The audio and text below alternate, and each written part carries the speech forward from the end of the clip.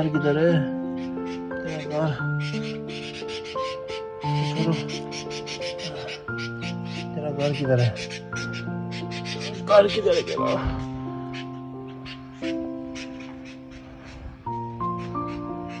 अच्छा, इसका घर इसके अंदर है।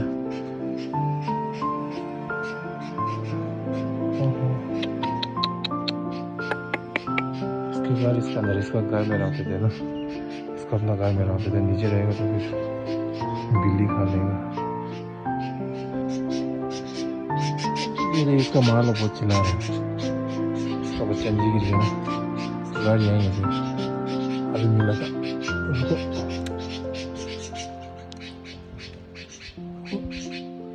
हाँ यहीं पे तो, यहीं तेरा सेफ जगह है। नीचे आएगा तो बिल्ली खा लेगा रे। कितना सुंदर चिड़िया है देखो इसका घर। चलो ओके बाय।